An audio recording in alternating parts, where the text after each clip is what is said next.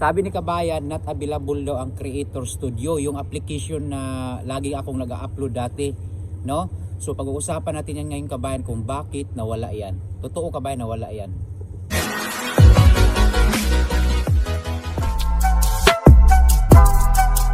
Hello, what's up sa inyong lahat, mga kabayan? Sa video na to, Kabayan, ay tuturuan ko kayo kung paano tayo mag-upload ng mga video sa ating mga Facebook page.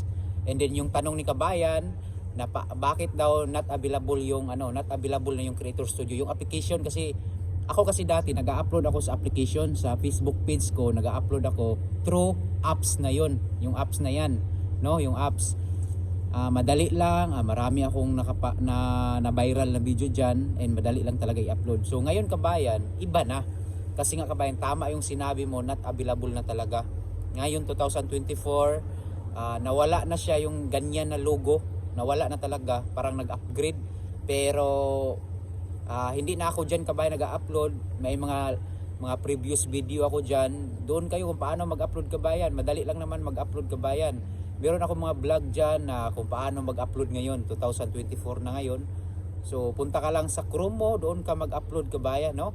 So marami na akong video na ginawa dyan. Wag na kayo dyan sa Creator Studio kasi nga mahirapan na tayo dyan. Kasi hindi na siya mag-o-open, Kabayan, no? Hindi na siya mag-o-open. Hindi na siya katulad dati yung 2020, 23, 22, 21. Yan yung ginagamit ko. Madali lang talaga mag-upload sa Facebook page. And then ngayon, Kabayan, 2024 na, Kabayan, iba na ngayon, wala na. So kung hindi nyo talaga alam kung paano, hindi nyo napanood yung previous video ko kung paano mag-upload ngayon ng panibago, so ito yung gagawin niyo, Kabayan, ha? Mayroon akong previous video na to. Ang gagawin nyo lang, puntahan nyo lang yung previous video ko, pero ito pang bilisan lang. Punta lang kayo sa Chrome.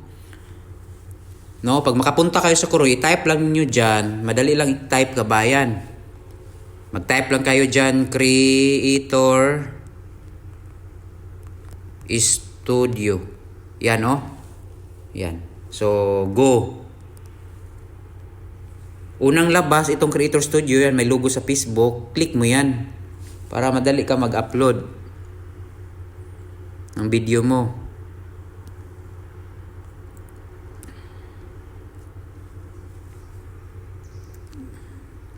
Yan, ito yung ngayon ang Creator Studio, Kabayan, no?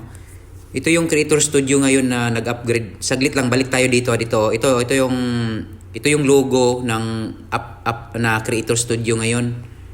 Ito na, ito na, no? Pero alisin natin to kasi wala din to, no? Kasi nga gusto ko na doon tayo sa maganda at professional lagi talaga kung paano talaga mag-upload ng mabuti. So dito tayo sa Chrome. So click natin itong Creator Studio. Huwag tayo doon, dito tayo, Kabayan. So ngayon, kung bago ka pa lang dito talaga, ang lalabas dito, login and password. So i-login nyo lang doon. Mag-login kayo sa inyong mga i-login ninyo yung admin ninyo at tapos punta kayo sa page ninyo. Okay? Kasi ako, nakalagin na kasi ako. So ngayon, Kabayan, dito may nakalagay create post. Diyan ka, i-click mo yan. Dito ka sa add video kasi video yung i-add mo. Tapos dito upload from desktop, click mo yan. Photo library.